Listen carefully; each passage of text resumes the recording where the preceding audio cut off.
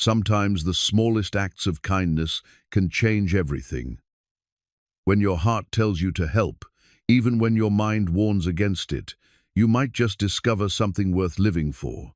In the harsh desert of New Mexico Territory, 1873, a drifting cowboy named Jack Morrison comes across something that stops him cold. Outside a crumbling, abandoned cabin sits a wolf cub, barely alive, and looking up at him with eyes that seem to plead for mercy. Most men would ride on. Most men would know better than to trust a wild creature. But Jack has been wandering these empty lands long enough to recognize desperation when he sees it. What he doesn't know is that this simple act of compassion will lead him straight into a decades-old mystery. The cabin holds secrets about a missing family, stolen gold, and a betrayal that someone is still willing to kill for. As Jack nurses the cub back to health, the little wolf begins to show him things, leading him to hidden places, warning him of dangers he can't yet see. But who can Jack trust when the very people who should help him might be the ones hunting him? Before we jump back in, tell us where you're tuning in from, and if this story touches you, make sure you're subscribed, because tomorrow I've saved something extra special for you. The morning sun painted the New Mexico desert in shades of amber and rust, casting long shadows across the broken landscape that stretched endlessly toward distant mesas. Jack Morrison sat cross-legged beside his small campfire, watching the wolf cub lap water from his tin cup with desperate urgency. The animal couldn't have been more than 3 months old, its grey fur matted and ribs showing through its thin coat. Yet there was something in those golden eyes, an intelligence that seemed almost human. Jack's weathered saddle rested against a nearby boulder, its leather scarred from years of hard use. He'd carried that saddle through the final campaigns of the Civil War, when he rode with the 3rd New Mexico Volunteer Cavalry under Colonel Kit Carson. The brass nameplate was still visible despite the wear. Sergeant J. Morrison, Company B. Those had been different times when he'd believed in causes and fought for something greater than himself. Now, at 38, he measured his life in miles traveled rather than battles won. The cub finished drinking and looked up at him with those penetrating eyes. Jack had seen plenty of wild animals in his wanderings, but none had ever watched him with such focused attention. It was as if the creature was trying to communicate something important, something Jack couldn't quite grasp. "What are you trying to tell me, little fellow?" Jack murmured, reaching out slowly to touch the cub's head. The animal didn't flinch away as he'd expected. Instead, it pressed against his palm, accepting the contact with what seemed like relief. Behind them, the abandoned cabin stood like a monument to forgotten dreams. Its adobe walls were cracked and weathered, the wooden door hanging askew on rusted hinges. Part of the roof had collapsed, leaving wooden beams exposed to the elements, like the ribs of some long-dead creature. Jack had been traveling through this desolate country for 3 days when he'd spotted the structure. He'd planned to water his horse at the well and move on, but the sight of the dying cub had changed those plans. The homestead had clearly been built with care and hope. Someone had planted cottonwood trees near the house, though only their withered remains stood now. A stone-lined well showed signs of good craftsmanship, and the corral posts were set deep and true. This hadn't been some temporary shelter, it had been meant to be a home, yet now it stood empty, surrendered to the harsh realities of frontier life. Jack's buckskin mare, Sarah, grazed contentedly on the sparse grass near the well. He'd named her after his sister, who died of fever back in Ohio before the war. Sarah had been the practical one, always telling him to think before he acted. She would have laughed at him now, taking in a wolf cub that might grow up to be dangerous. But Sarah wasn't here to offer her sensible advice, and Jack had learned that sometimes the heart knew things the mind couldn't understand. The war had taught him about survival, about reading the land and the people who moved across it. 8 years of drifting had refined those skills further. He could track a deer across rocky ground, find water in country that looked bone dry, and sense trouble long before it showed itself. Those abilities had kept him alive through campaigns against Confederates, Apaches, and the countless hardships that followed. But they hadn't prepared him for the loneliness. After Appomattox, Jack had returned to Ohio, expecting to pick up the threads of his old life. Instead, he'd found his parents dead, the farm sold for taxes, and his friends scattered to the winds. The girl he'd intended to marry had wed another man, one who'd stayed home instead of going off to war. There was nothing left for him there, so he'd saddled up and headed west, looking for something he couldn't name. He'd tried settling down a few times, worked cattle in Texas, helped build the railroad in Colorado, even tried his hand at mining in Arizona Territory. But restlessness always took hold, driving him to pack his gear and ride toward whatever lay beyond the horizon. He'd told himself he was searching for opportunity, for land to claim or gold to find. The truth was simpler and sadder.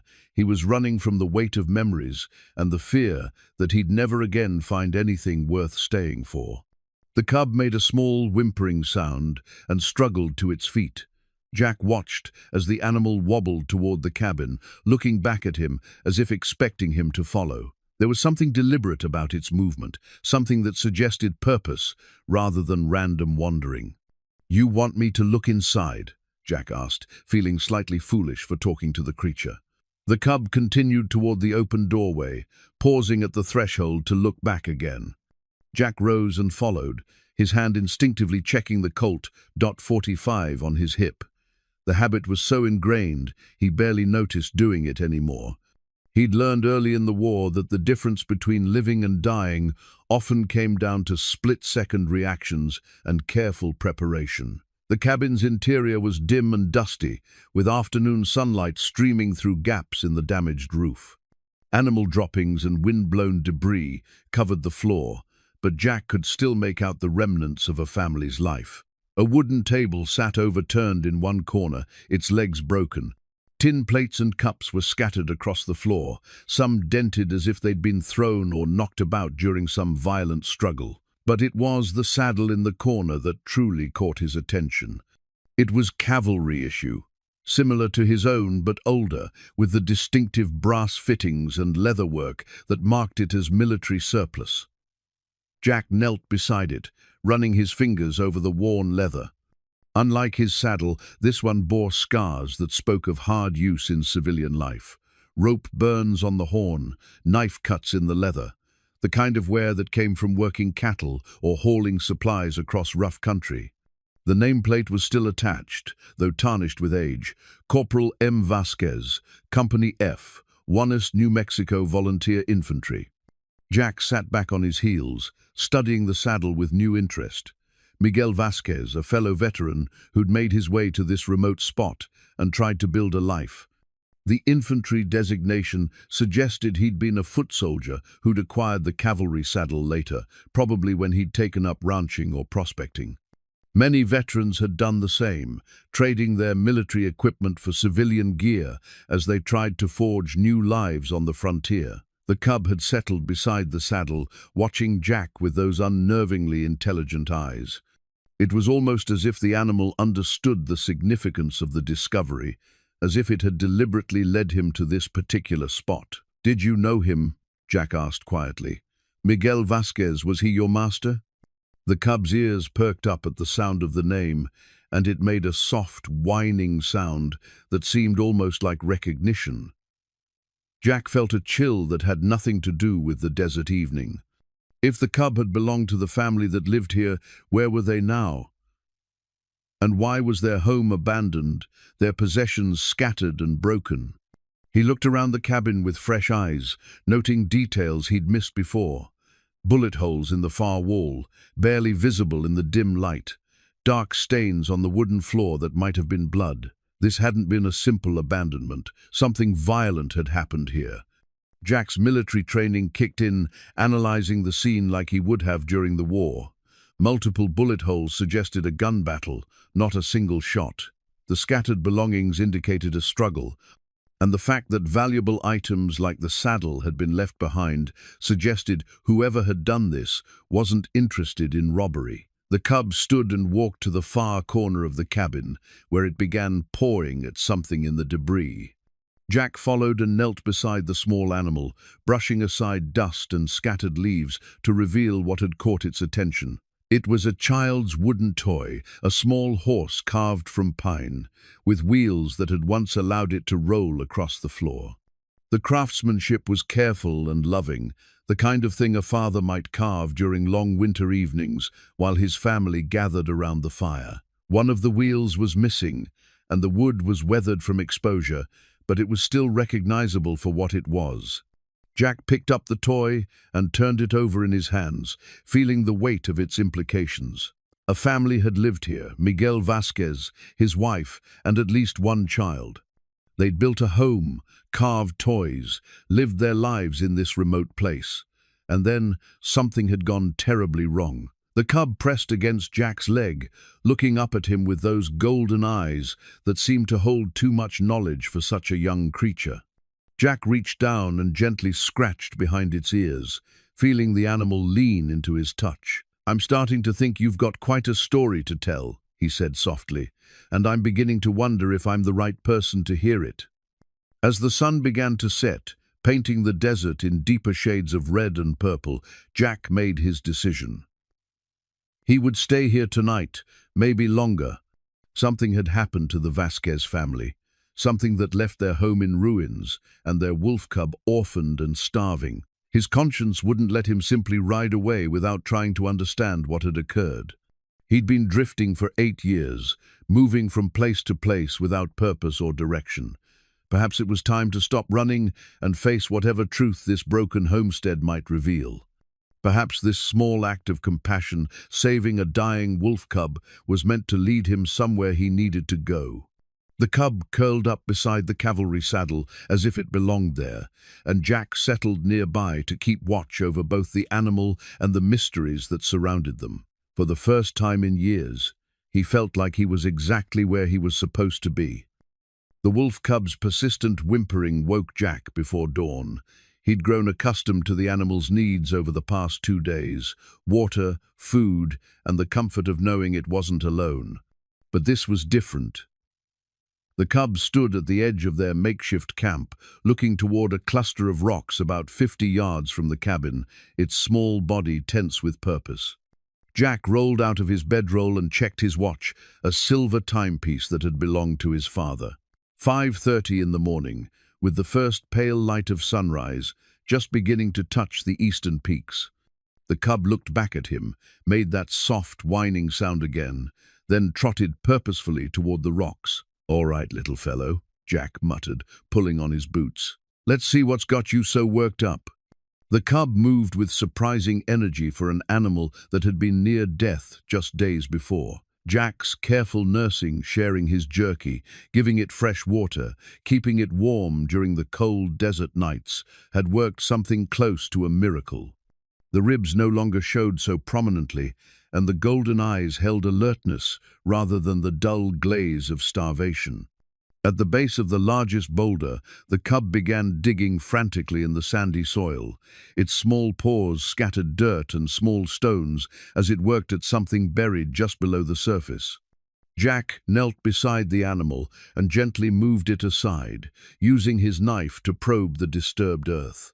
His blade struck something solid wood. From the sound of it, he dug carefully around the object, eventually unearthing a small wooden toy horse, intricately carved and painted.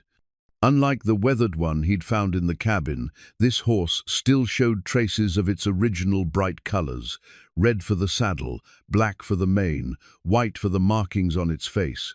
But as Jack lifted the toy from its shallow grave, he realized this wasn't just a buried plaything. Wrapped around the horse's neck was a strip of cloth once white, now stained with something that looked disturbingly like dried blood. The cub whined softly and pawed at Jack's hand, as if trying to direct his attention to something else. Jack looked more carefully at the burial spot and found additional items: a child's small moccasin, a tarnished silver spoon, and a piece of paper wrapped in oiled cloth to protect it from moisture. With trembling fingers, Jack unfolded the paper. The writing was in Spanish, done in a careful hand. Para quien encuentre esto, mi nombre es Miguel Vázquez. Si algo me pasa, por favor busquen a mi esposa Elena y mi hijo Carlos. Los hombres de la ciudad no son lo que parecen. El oro está escondido donde solo Carlos sabía jugar. Que Dios los proteja. Jack's Spanish was limited, learned during his cavalry days dealing with local settlers and captured Confederates who'd fled south. But he understood enough to grasp the essential meaning. For whoever finds this, my name is Miguel Vázquez. If something happens to me, please look for my wife Elena and my son Carlos. The men from town are not what they seem. The gold is hidden where only Carlos knew how to play. May God protect them. A chill ran down Jack's spine that had nothing to do with the morning air. This wasn't just an abandoned homestead, it was a crime scene. Miguel Vázquez had buried these items, including his son's toys, because he'd feared for his family's safety. The blood-stained cloth suggested his fears had been well-founded. Jack looked at the cub, which was watching him with those unnervingly intelligent eyes.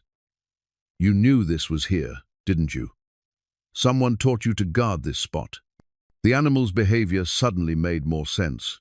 This wasn't a random wolf cub that had wandered to the homestead. It had been here all along, protecting the secrets Miguel Vázquez had buried. The fact that it had survived at all suggested it possessed remarkable instincts for hiding and foraging. But that raised disturbing questions about what had happened to the family.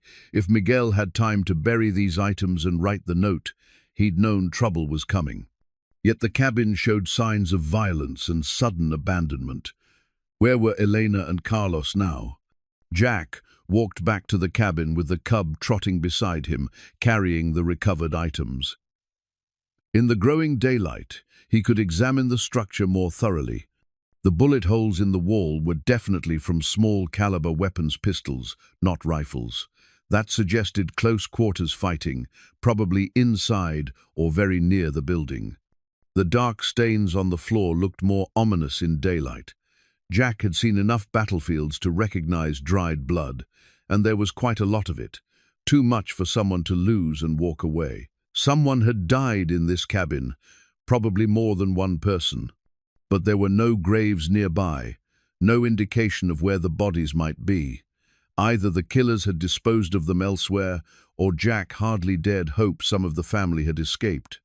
The cub led him to another part of the cabin, where it began pouring at the floor, near what had once been a stone fireplace.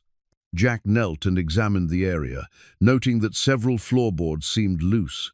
Using his knife as a pry bar, he lifted one of the boards and found a small cavity underneath. Inside was another oiled cloth package, this one containing a daguerreotype photograph and a folded piece of paper. The photograph showed a family, a man in his 30s with a black mustache and kind eyes, a woman about the same age with dark hair pulled back in a simple bun, and a boy of perhaps 6 or 7, grinning at the camera with the uninhibited joy of childhood. The paper was another note from Miguel, this one in English. The men who came asking about the mine are not to be trusted. Sheriff Bradley is with them, and maybe others in town. I have hidden proof of my claim where Elena showed Carlos the eagle's nest. If we do not return from Dusty Creek by Sunday, something has gone wrong. Elena wanted to take Carlos and leave, but I said we must fight for what is ours. God, forgive me if I was wrong. Jack studied the photograph again, memorizing the faces. These were real people, not just names on a piece of paper. Miguel looked like a man who'd worked hard for everything he had, someone who understood the value of honest labor. Elena appeared gentle but strong, the kind of woman who could make a home anywhere if given the chance. And Carlos, the boy, had his father's eyes and his mother's smile, a child who should have grown up to live his own adventures. The reference to a mine explained a great deal. Gold or silver strikes were common in this part of New Mexico territory, and they attracted all kinds of people, prospectors, investors, and those willing to use violence to claim what didn't belong to them. If Miguel had discovered something valuable, it would certainly provide motive for murder. But the mention of Sheriff Bradley was particularly troubling. Jack had planned to ride into Dusty Creek and report what he'd found to the local law. If the sheriff was involved in whatever had happened here, that option was no longer available. The cub made a soft sound and trotted toward the door, looking back at Jack expectantly. It seemed the animal wasn't finished, showing him things. Jack followed it outside, where it headed toward the corral behind the cabin. The structure was in better shape than the house itself, built of stone and heavy timber, designed to withstand both weather and predators. But as Jack examined it more closely, he found additional evidence of violence. Bullet holes in the wooden posts, dried blood on the stones, and scattered bones that looked disturbingly fresh.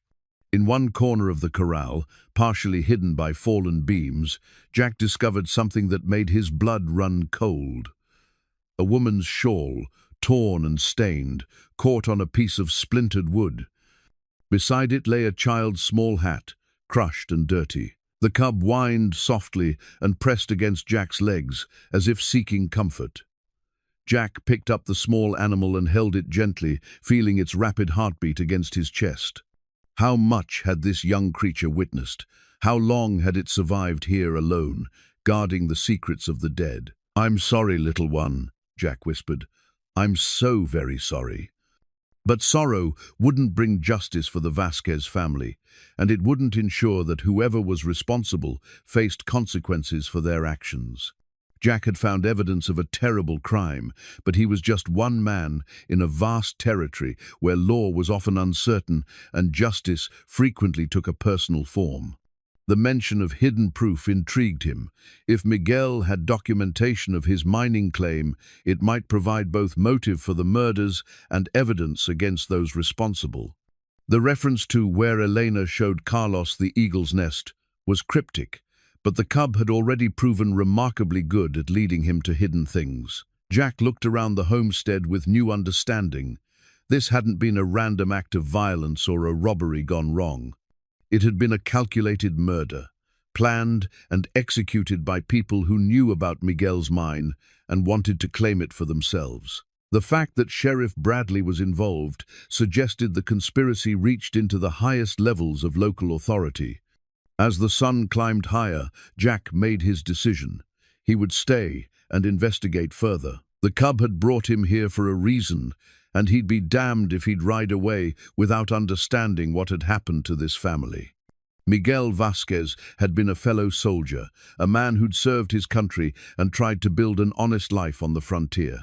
He deserved better than an unmarked grave and forgotten justice. Jack gathered the recovered items and secured them in his saddlebags. Whatever proof Miguel had hidden would have to wait first. He needed to learn more about the people involved and the extent of the conspiracy. That meant a careful trip to Dusty Creek, where he'd have to walk very carefully indeed. The cub seemed to understand his intentions. As Jack prepared to break camp, the small animal watched him with those intelligent golden eyes, alert and ready for whatever came next. They were partners now, bound together by circumstance and a shared commitment to uncovering the truth. "Well, little fellow," Jack said as he saddled Sarah, "looks like we've got ourselves a mystery to solve, and I have a feeling it's going to be more dangerous than either of us bargained for." Jack's first glimpse of Dusty Creek came as he crested a low hill 15 miles southeast of the Vasquez homestead. The town sprawled along both sides of a seasonal creek, its adobe and wooden buildings baking under the afternoon sun.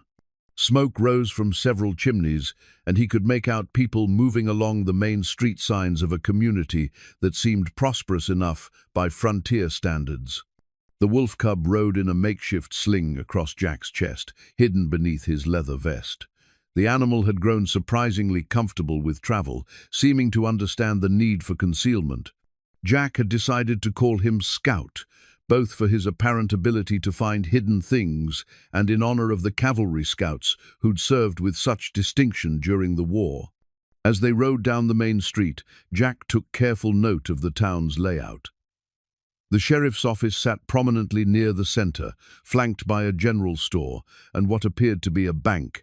A saloon called the Desert Rose occupied a corner lot, with several horses tied at the hitching rail. Everything looked normal and peaceful, but Jack's military training had taught him that appearances could be deceiving. He stopped at the general store, a solid adobe building with Martinez, Sons, painted across its front window. A bell chimed as he pushed through the door, and a middle-aged Mexican man looked up from behind the counter. "Buenos dias, señor," the man said with a friendly smile. "I am Francisco Martinez. How can I help you?" "Afternoon," Jack replied, touching his hat brim. "I'm looking for some supplies, and maybe some information if you don't mind." Of course, of course. You are new to our area, yes?" Jack nodded and began selecting items from the shelves: coffee, beans, hardtack. Nothing unusual, the kind of purchases any traveler might make.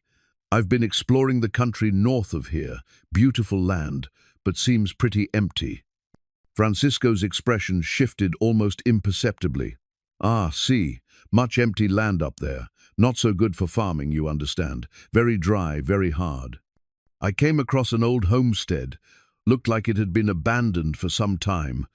Adobe cabin, stone well, pretty well built." The storekeeper's hands stilled on the goods he was wrapping. "Many places like that out there, senor. People come, they try to make a life, but the desert, she is not forgiving." This place had the name Vasquez carved on a beam. Miguel Vasquez, I think. You wouldn't happen to know what became of the family, would you? Francisco Martinez was quiet for a long moment, his eyes not quite meeting Jack's. When he spoke, his voice was carefully neutral. "The Vasquez family, they left maybe 3 years ago. Went back to Mexico, I think. Or maybe Colorado. People come and go, you understand." Jack nodded as if accepting the explanation, but he noticed the man's discomfort. The careful word choice, the refusal to make eye contact. Francisco Martinez knew more than he was saying. "Shame to see a good homestead go to waste," Jack said casually. "Looked like they'd put a lot of work into it." "See, Miguel was a hard worker. Good man, good family." Francisco paused, then seemed to catch himself. "When they lived here, I mean. Before they moved on. Must have been hard, packing up everything and starting over somewhere else." "Sometimes people have no choice, senor. Sometimes staying becomes." Francisco searched for the right word. "Impossible." Jack paid for his supplies and prepared to leave, but the storekeeper's voice stopped him at the door. "Senor, if you are planning to explore more in that area, be careful. There are dangerous animals and sometimes dangerous men.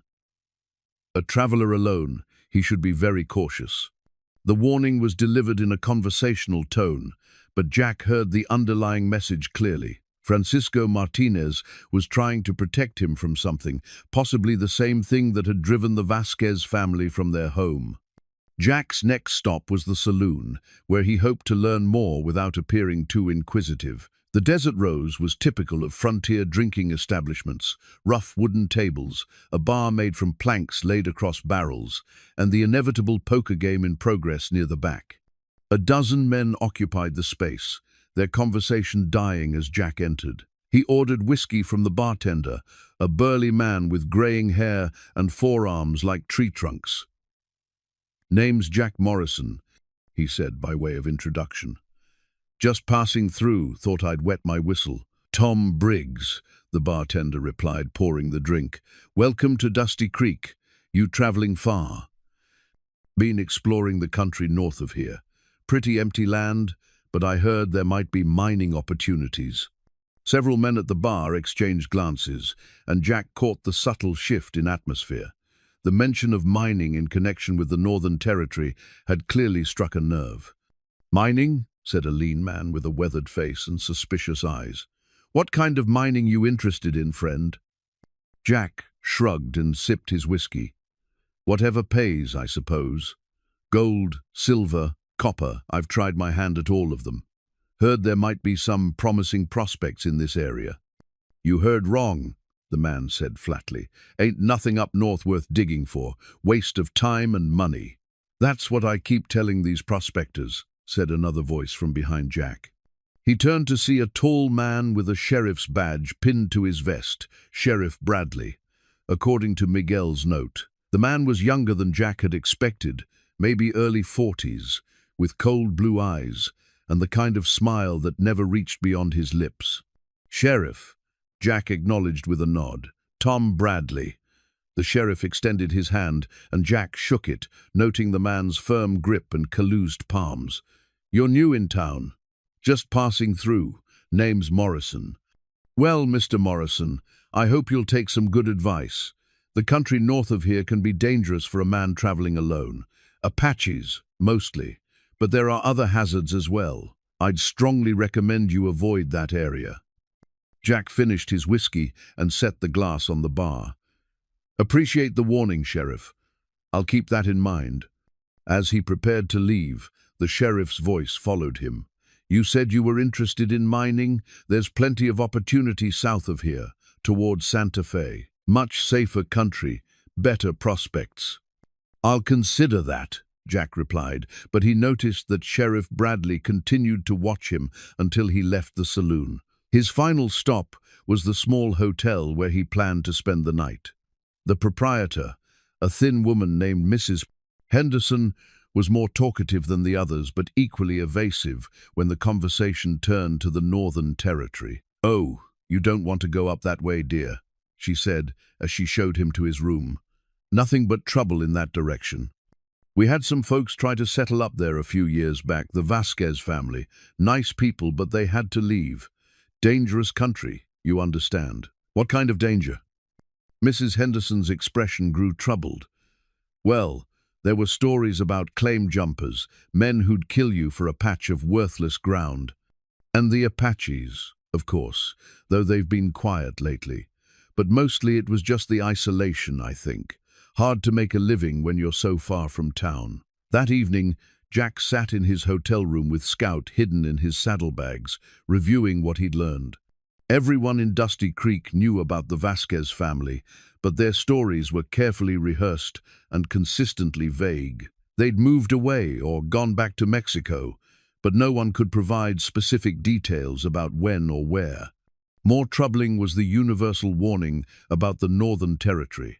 4 different people had advised him to stay away from exactly the area where he'd found the abandoned homestead. That couldn't be coincidence. Scout poked his head out of the saddlebags and made a soft sound. Jack scratched behind the cub's ears and pulled out the torn family photograph he'd found hidden in the cabin. In the lamplight, he studied the faces again: Miguel, Elena, and young Carlos Vasquez, a family that had simply vanished from the collective memory of Dusty Creek. But someone in this town knew what had really happened. The careful evasions, the coordinated warnings, the uncomfortable silences, they all pointed to a conspiracy of silence. Whether born of fear, complicity, or both, the people of Dusty Creek were protecting someone or something. Jack wrapped the photograph in oiled cloth and tucked it back into his gear. Tomorrow, he would continue his investigation, but he'd have to be more careful. Sheriff Bradley's interest in his activities suggested the conspiracy reached into law enforcement, just as Miguel's note had indicated. As he prepared for sleep, Jack reflected on the strange turn his life had taken. 3 days ago, he'd been a drifting cowboy with no particular destination or purpose. Now he was committed to uncovering the truth about a murdered family, guided by a wolf cub that seemed to understand more than any animal should. Scout curled up beside him on the narrow bed, and Jack found comfort in the small animal's presence.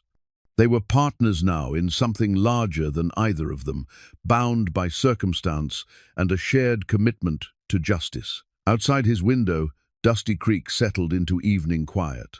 But Jack Morrison lay awake long into the night, planning his next moves and wondering how many people in this seemingly peaceful town knew the truth about what had happened to Miguel Vasquez and his family.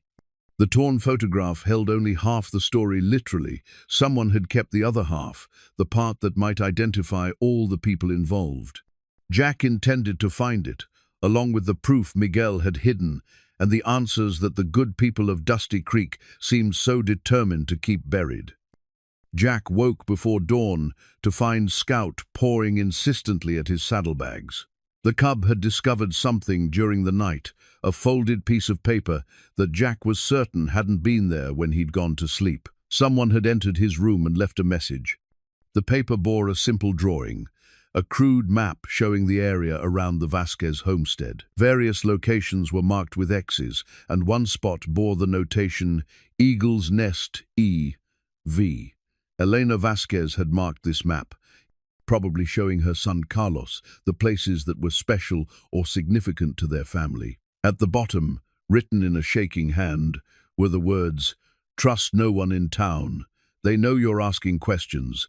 Leave now or join the others in the desert." Jack studied the map by lamplight, memorizing its details before tucking it into his shirt pocket. Someone in Dusty Creek was trying to help him or warn him away, but they were too frightened to approach him directly. The reference to the others in the desert confirmed his worst suspicions about what had happened to the Vasquez family. He dressed quietly and prepared to leave before full daylight, but the sound of boots on the stairs outside his door made him freeze. Heavy footsteps, at least 3 men moving with purpose. Jack drew his Colt and positioned himself beside the door, motioning for Scout to stay hidden in the saddlebags. "Mr. Morrison?" Sheriff Bradley's voice came through the thin wooden door. "I'd like to have a word with you." "It's early, Sheriff. Can this wait until later?" "I'm afraid not. Please open the door." Jack could hear at least 2 other men breathing in the hallway. Whatever this was, Bradley hadn't come alone. Jack kept his gun ready but opened the door slowly, keeping his body positioned so he could move quickly if necessary. Sheriff Bradley stood in the doorway with 2 deputies flanking him. All 3 men had their hands near their weapons, but none had drawn yet. Behind them, Jack could see Mrs. Henderson wringing her hands nervously. "What can I do for you, Sheriff?" "There's been some concern about your interest in the Northern Territory," Bradley said, his cold blue eyes studying Jack's face. "Folks are worried you might be planning something that could bring trouble to our peaceful community." "I'm just a traveler looking for work. Don't see how that threatens anyone." "The thing is, Mr. Morrison, we've had problems with claim jumpers and troublemakers in the past. Men who come through asking questions, stirring up old business that's better left alone." Bradley stepped closer, and Jack caught the smell of whiskey on his breath. "I'm going to have to ask you to move along. Today." Jack nodded slowly, keeping his expression neutral. "I understand your concern, Sheriff. I'll be leaving shortly." "Good. And Mr. Morrison?" Bradley's smile was cold and threatening. "I'd strongly advise against returning to this area. Men have been known to disappear in the desert, and we don't always find them." After the lawman left, Jack quickly gathered his gear and prepared to depart. Mrs. Henderson appeared as he was settling his bill, her face pale and frightened. "I'm sorry about that," she whispered, glancing nervously toward the door. "They made me tell them you were asking questions yesterday." "It's all right, ma'am. You did what you had to do." "Mr. Morrison." She hesitated, then pressed a small object into his hand. "This fell out of your saddlebag last night. Thought you might want it back." Jack looked down at a child's small moccasin, the same one he'd buried carefully in his gear after finding it at the homestead. Mrs. Henderson had seen it and understood its significance. "Thank you," he said quietly. "That little boy Carlos, he used to come to town with his parents sometimes. Sweet child, always polite, always smiling." Tears gathered in her eyes. He didn't deserve what happened. Before Jack could ask more questions, she hurried away, leaving him with the confirmation he'd been seeking. The people of Dusty Creek knew exactly what had happened to the Vasquez family, but they were too terrified to speak openly about it. Jack left town by the main road, aware that he was being watched. Once he was out of sight of the buildings, he circled back through rough country, using skills learned during cavalry reconnaissance missions. Scouts seemed to understand the need for stealth, remaining silent and alert as they navigated around rocky outcroppings and dry washes. By afternoon, they were back at the Vasquez homestead, but Jack was careful to approach from an unexpected direction. The map Elena had drawn showed several locations marked with X's, and the eagle's nest notation suggested a high, prominent spot where birds might actually nest. Jack studied the surrounding terrain, looking for rock formations or tall trees that might fit the description. About a mile southwest of the cabin, a distinctive sandstone formation jutted up from the desert floor like a cathedral spire. Through his field glasses, Jack could see dark spots near the top that might be cave openings, perfect nesting sites for eagles or hawks. Scout led the way across the broken ground, moving with purpose toward the formation. As they drew closer, Jack could see that the rock face offered a challenging but possible climb. Hand and footholds were carved into the stone, not natural erosion, but deliberate cuts made by someone with tools and time. The climb took nearly an hour, with Scout riding in a sling across Jack's back. Near the top, Jack found what he was looking for, a small cave opening just large enough for a man to crawl through. Inside, the cave opened into a natural chamber about the size of a small room, and there, carefully wrapped in oiled canvas and hidden behind a pile of rocks, Jack found Miguel Vasquez's proof. The package contained mining claim documents, assay reports showing high-grade silver ore, and correspondence with territorial officials confirming Miguel's legal right to the land. But most damning were the letters' communications between Sheriff Bradley, a man named Harrison Pike, who apparently represented Eastern investors, and someone signed only as J.W., who seemed to coordinate their activities. The letters painted a clear picture of conspiracy and murder. Miguel's mine was far more valuable than anyone had realized, containing silver ore rich enough to make several men wealthy. Pike represented a mining company that wanted the land, and Sheriff Bradley had agreed to help them acquire it by any means necessary. The final letter in the bundle was dated just 2 days before Miguel's family had disappeared. Vasquez continues to refuse our offers. More direct action is required. Ensure no evidence remains and no witnesses survive. The territorial authority inspection is scheduled for next month. We must have clear title by then. Payment, as agreed upon completion. It was signed J.W. and bore the letterhead of the Dusty Creek Bank. Jack sat back on his heels, studying the documents by lamplight. J.W. could only be the bank president, the man who would have handled any financial transactions related to the mine sale. The conspiracy involved at least 3 powerful men in Dusty Creek, and probably others. Scout had found something else in the cave, a child's leather pouch containing marbles, a slingshot, and a few coins.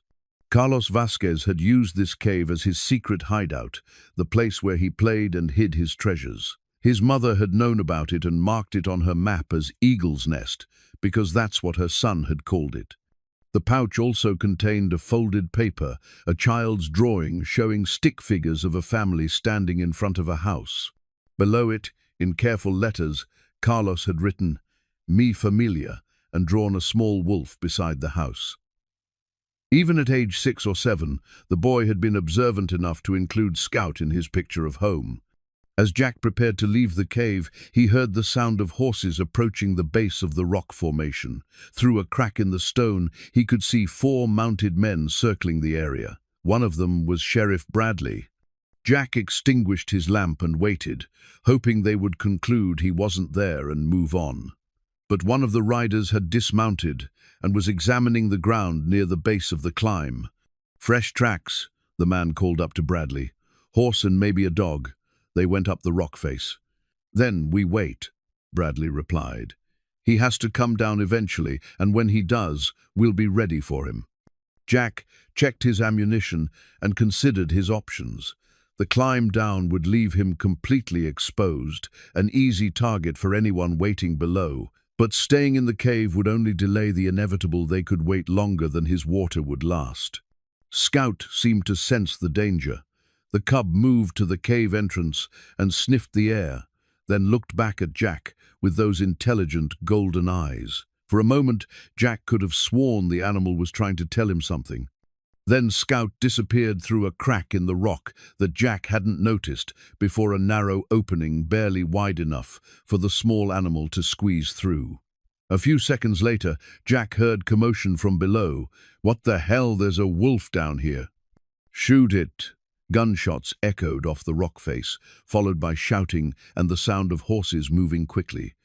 Scout had somehow gotten down the rock face and created a distraction, drawing the men away from the base of the formation. Jack didn't waste the opportunity. He gathered Miguel's documents and began the treacherous climb down, moving as quickly as he dared. By the time he reached the bottom, the riders were several hundred yards away, chasing Scout across the open desert. Jack whistled a cavalry signal he'd taught the cub during their time together. Scout's ears were sharper than any horse's, and the animal responded immediately, breaking away from his pursuers and racing back toward the rock formation. "There! The bastard's down already!" Bradley and his men wheeled their horses around, but Jack was ready for them. Using the rock formation for cover, he had positioned himself where he could command the approaches. His first shot took one of the deputies out of the saddle. His second sent Sheriff Bradley's horse rearing, nearly throwing its rider. "That's far enough," Jack called out. "Next man who reaches for a gun gets buried here." The remaining 3 men sat their horses uncertainly, clearly not expecting resistance from a lone traveler. Sheriff Bradley's face was red with anger and frustration. "You're making a big mistake, Morrison. You have no idea who you're dealing with." "I know exactly who I'm dealing with," Jack replied, keeping his rifle trained on the sheriff. "Murderers and thieves who killed a good family for their land. You can't prove anything." Jack patted his shirt pocket, where Miguel's documents were safely stored. "I've got all the proof I need, Sheriff. Letters with your name on them, describing exactly how you planned to steal Miguel Vasquez's mine." Bradley's confident expression faltered. "Those documents are forgeries. No court would accept them. Maybe not from you or your friends in Dusty Creek, but I'm thinking the territorial authority might be interested in seeing them. Along with this." Jack pulled out the torn photograph, the half that showed Miguel, Elena, and Carlos Vasquez. "I'm betting someone in your group kept the other half of this picture, the half showing who else was there when this family died." Scout had worked his way back to Jack's position during the standoff, and now sat alert beside him. The cub's presence seemed to unnerve the men even more than Jack's rifle. "This isn't over, Morrison," Bradley said finally. "You're one man in a big territory. Accidents happen." "They sure do," Jack agreed. "Sometimes corrupt sheriffs fall off cliffs, or get kicked by horses, or just disappear in the desert. Funny how these things happen." The men rode away, but Jack knew they'd be back with reinforcements. He had the evidence he needed to expose the conspiracy, but he was still vastly outnumbered and far from any honest authority. As he prepared to leave the rock formation, Jack looked down at Scout and shook his head in amazement. "I don't know how you got down that cliff so fast, little partner, but you saved both our lives." Scout wagged his tail and trotted toward where Jack had left his horse, as if to say the day's work wasn't finished yet. Jack followed, carrying Miguel's documents and his growing certainty that the fight for justice was just beginning. Jack made camp that night in a hidden canyon 5 miles from the Vasquez homestead, choosing a spot where he could see anyone approaching while remaining concealed himself. Scout had led him there with the same uncanny instinct the cub had shown for finding hidden things, as if the animal knew every secret place in this harsh country. By lamplight, Jack carefully studied Miguel's documents, comparing dates and names to build a complete picture of the conspiracy. The letters revealed more participants than he'd initially realized, in addition to Sheriff Bradley and the mysterious J.W. from the bank. There were references to territorial officials, mining company representatives, and local businessmen who'd helped cover up the murders. But it was the final item in Miguel's cache that truly stunned him, a silver locket on a delicate chain, obviously a woman's jewelry. Inside was a small photograph of Elena Vasquez holding a baby and an inscription in Spanish, "Para mi querida Elena, con todo mi amor Miguel, 1866. The locket was clearly a cherished possession, something Elena would never have left behind willingly. Its presence in Miguel's hiding place suggested she'd given it to him before they went to Dusty Creek for the last time, perhaps sensing they might not return.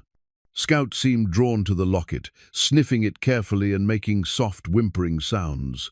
Jack realized the cub recognized Elena's scent, even after 3 years.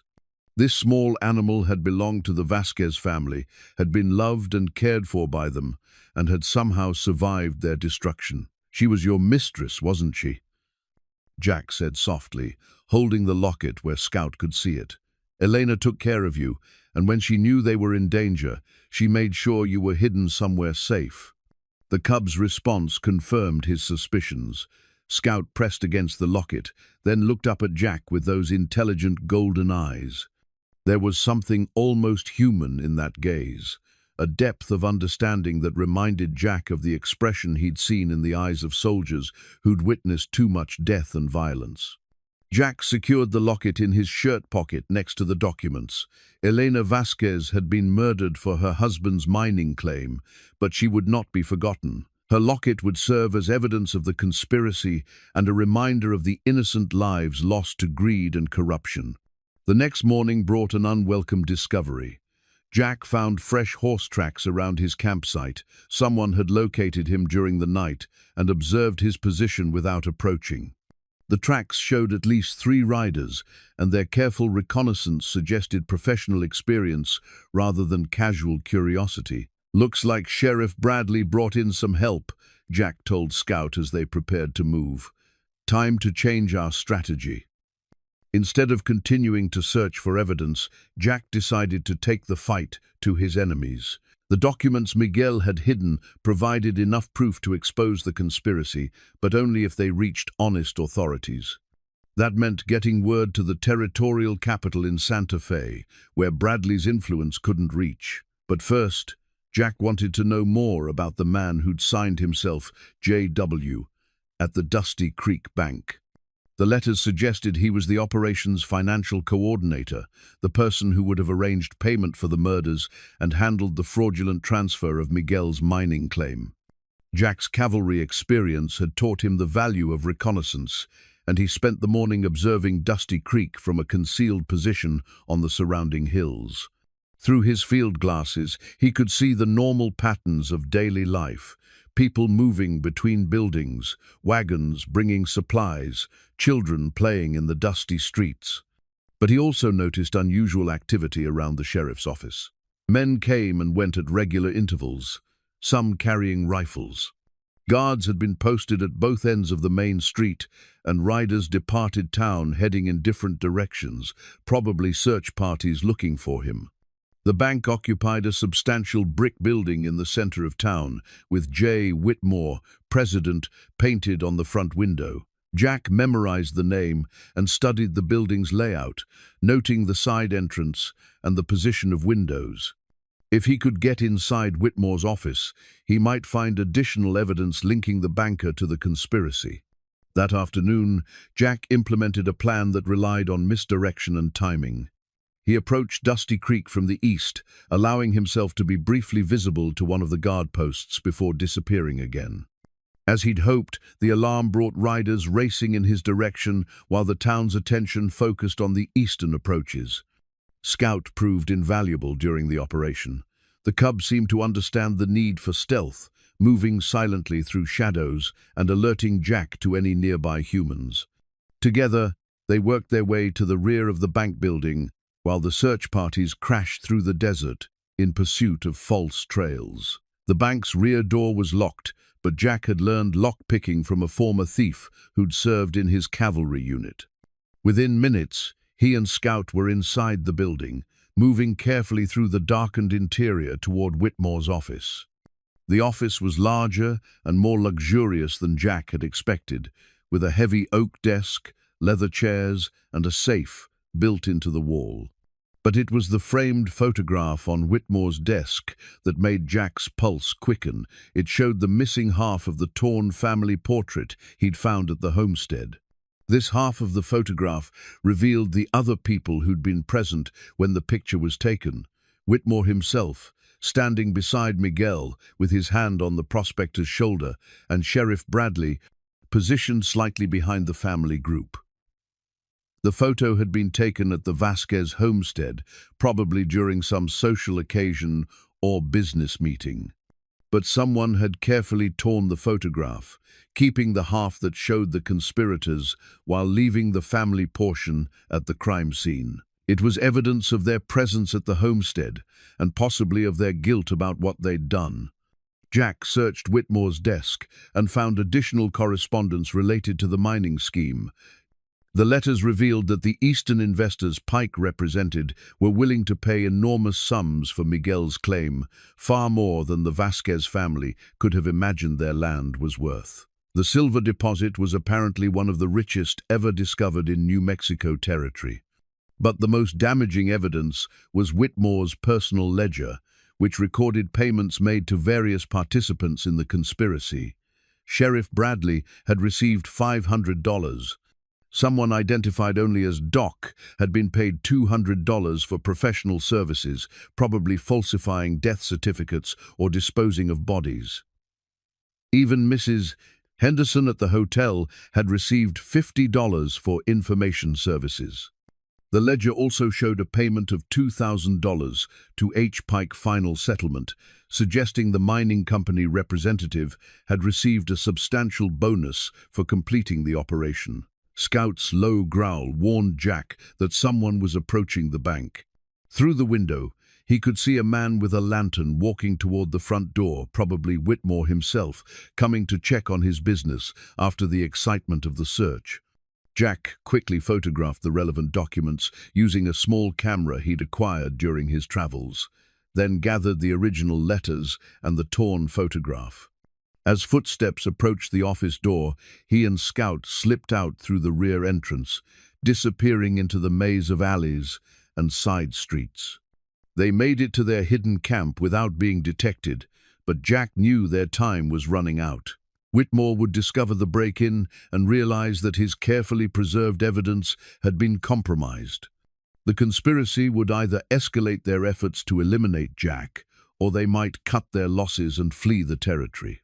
That night, Jack wrote a detailed letter to the territorial governor, enclosing copies of the stolen documents and explaining the full scope of the conspiracy. He sealed the letter carefully and prepared to send it with a trusted messenger if he could find one. As he worked, Scout sat beside him, occasionally looking at Elena's locket. The cub's loyalty to the Vasquez family's memory was absolute, and Jack found himself drawing strength from the animal's unwavering commitment to justice.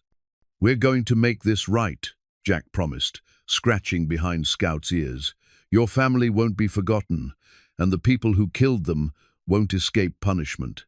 But even as he spoke the words, Jack knew the most dangerous part of their mission still lay ahead. Exposing the conspiracy was only the first step. Ensuring that justice was actually served would require them to survive long enough to see the guilty parties brought to trial.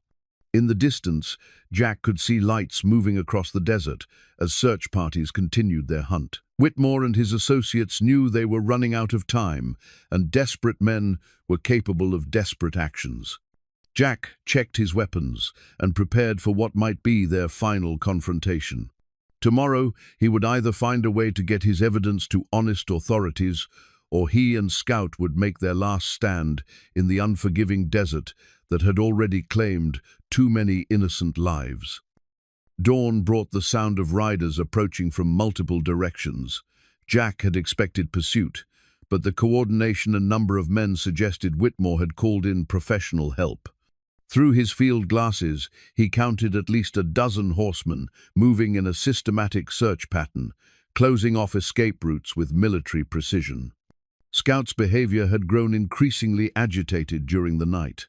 The cub kept returning to Jack's saddlebags, where Miguel's documents were stored, pawing at them insistently.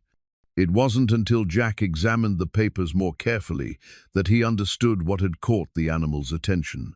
Hidden among the mining claim documents was another piece of paper, one Jack had missed in his initial examination. It was a crude map drawn in a child's hand, showing the location of the mine itself. Carlos Vasquez had marked the spot with an X and written Papa's secret place in careful letters below. The map revealed something crucial. Miguel's mine wasn't just a hole in the ground, but an extensive tunnel system that connected to natural caves in the surrounding hills. Carlos had drawn multiple entrances, including one that opened into the canyon where Jack had made camp. His childhood explorations had mapped an underground network that could provide both hiding places and escape routes. "Smart boy," Jack murmured, studying the child's artwork. He knew every inch of this country. Scout led Jack to the cave entrance Carlos had marked, a narrow opening hidden behind fallen rocks and desert brush. Inside, the passage opened into a natural tunnel that had been partially widened by Miguel's mining efforts. Support timbers showed evidence of careful workmanship, and side chambers contained tools, supplies, and ore samples. But it was the chamber at the end of the main tunnel that revealed the true scope of Miguel's discovery. The walls glittered with silver veins so rich and extensive that even Jack's untrained eye could see their value. This wasn't just a valuable mining claim, it was a fortune that could fund railroad construction or territorial development. The chamber also contained evidence of the Vasquez family's final days. Personal belongings were stored in wooden crates.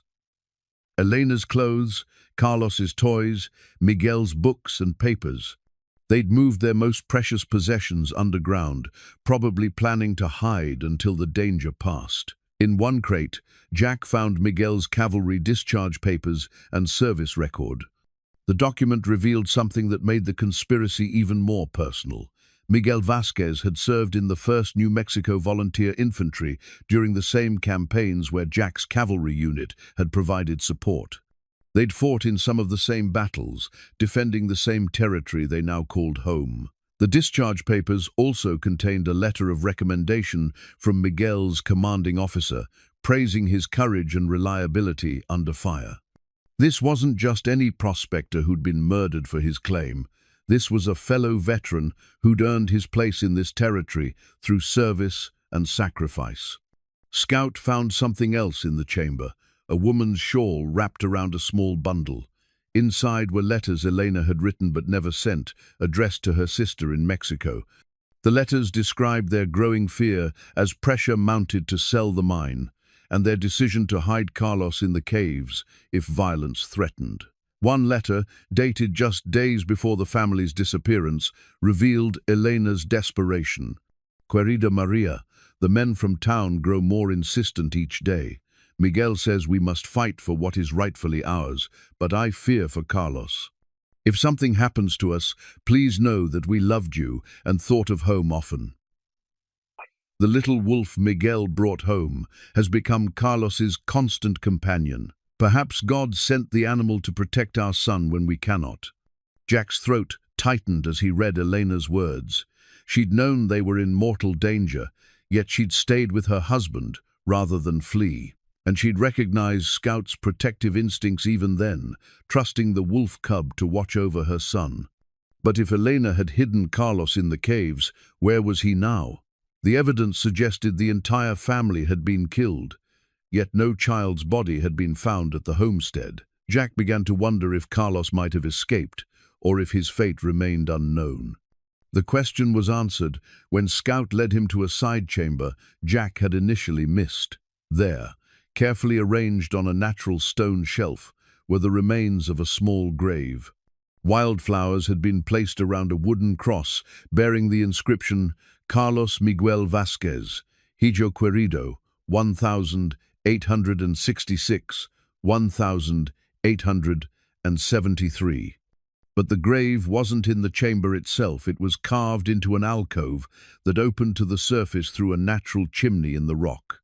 Someone had buried Carlos here with love and ceremony, ensuring he would rest in a place that touched both the underground sanctuary his father had created and the open sky the boy had loved.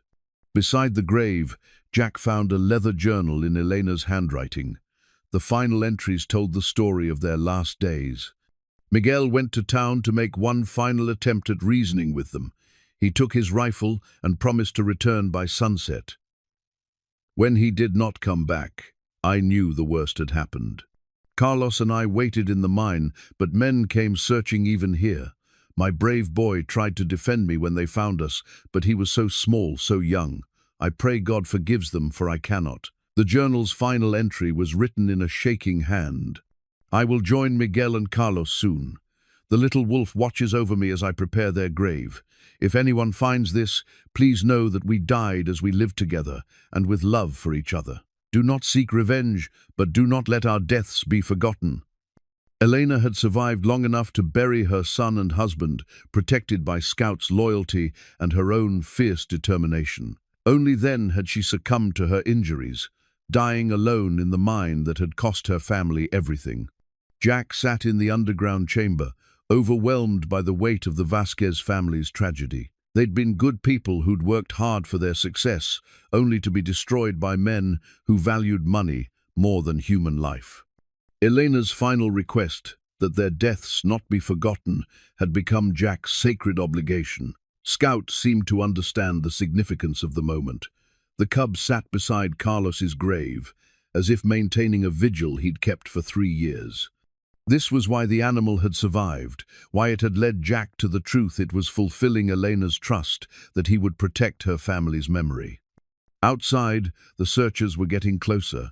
Jack could hear voices echoing through the canyon and occasional gunshots as they tested suspicious locations. It wouldn't be long before they discovered the cave entrance, especially if they had local guides who knew the area.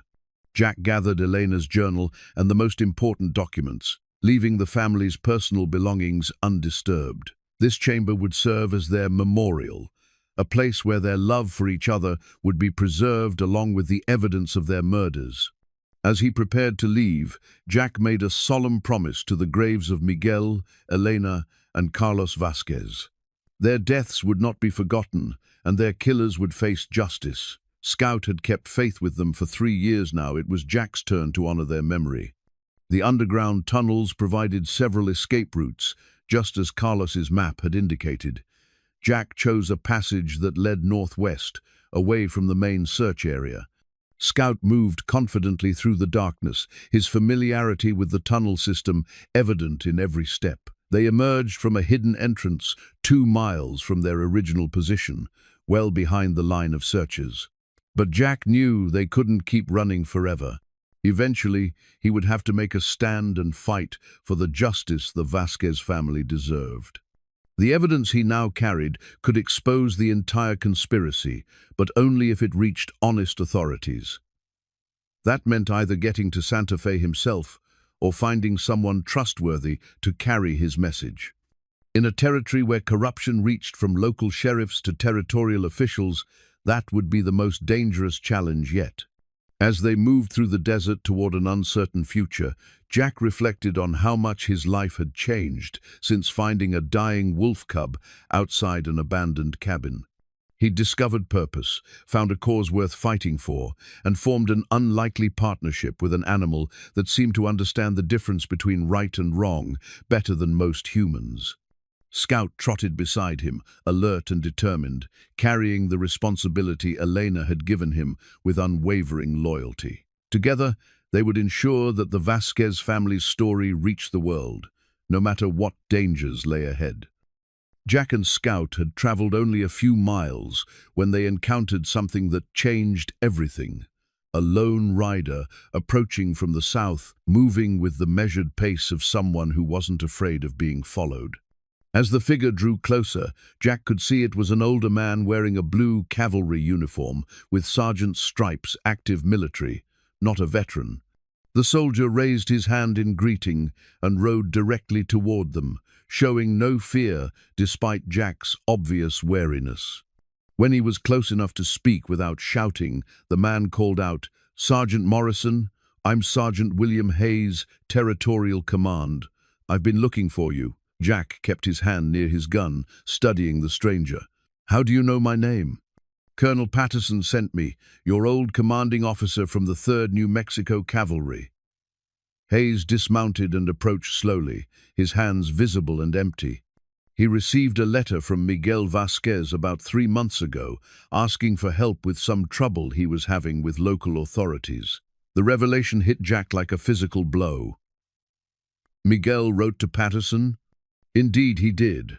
Vasquez served under the colonel before the war, back when Patterson was just a lieutenant. The letter explained that Vasquez had discovered evidence of territorial officials taking bribes from mining companies, and he feared for his family's safety. Hayes reached into his saddlebag and withdrew a folded paper. This is a copy of the letter. The original is in the colonel's files. Jack read Miguel's letter with growing amazement. The prospector had been far more than an innocent victim. He'd been conducting his own investigation into territorial corruption, using his mining claim as bait to expose the conspiracy. He documented bribe payments, fraudulent land transfers, and political appointments bought with mining company money. Miguel was working undercover for the territorial government, Hayes continued. His mining discovery was real, but his primary mission was gathering evidence of corruption in the land office and local law enforcement. The colonel sent me to establish contact, but by the time I arrived in the area, the Vasquez family had disappeared. They're dead, Jack said quietly. All of them. Murdered by Sheriff Bradley and his associates.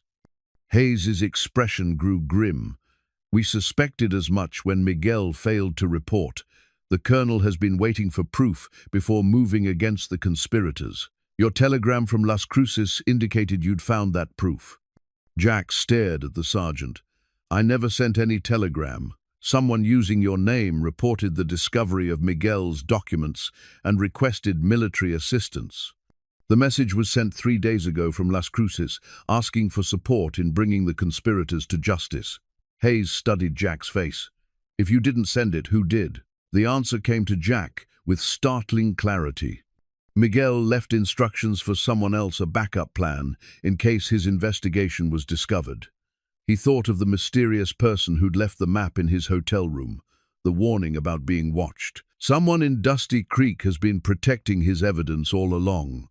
Scout had been unusually alert during the conversation, and now the cub trotted toward a cluster of rocks about 100 yards away. As Jack and Hayes watched, the animal began pawing at the ground near the base of the largest boulder. He's found something else, Jack said, following Scout to investigate. Buried in a shallow hole was another oiled cloth package, this one containing military documents that made Jack's blood run cold. Miguel's cavalry discharge papers were genuine, but they told only part of the story. Hidden beneath them were orders from the Territorial Command, appointing Miguel Vasquez as a special investigator with authority to examine land office records and gather evidence of corruption. But the truly shocking revelation came in the form of a second set of orders, dated just 2 weeks before Miguel's death.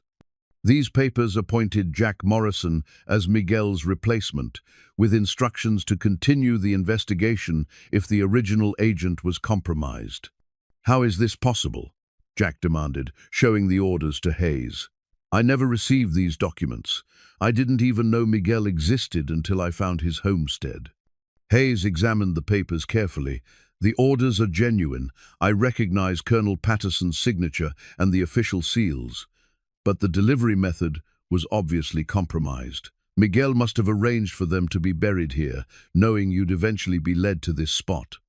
But how could he know I would come here? How could he plan for me to find Scout and discover his hidden evidence? Maybe he didn't plan it. Hayes said slowly. Maybe he just trusted that if something happened to him, honest men would eventually seek the truth. And maybe he had help from someone we haven't identified yet. Scout had moved to another location and was digging again. This time, he uncovered a metal box containing additional surprises, photographs of territorial officials meeting with mining company representatives, copies of altered land records, and a list of payments made to influence government decisions. But the most stunning discovery was at the bottom of the box, Jack's own military service record, along with a detailed assessment of his character and capabilities written by Colonel Patterson himself. The document described Jack as a man of unshakable integrity who could be trusted with the most sensitive missions. Miguel researched everyone. The colonel might send as backup, Jack realized. He knew about my background, my service record, even my tendency to drift from place to place. He planned for the possibility that I specifically would be the one to continue his work. It goes deeper than that, Hayes said, studying another document. Look at this, a territorial map showing the exact route you traveled to reach this area.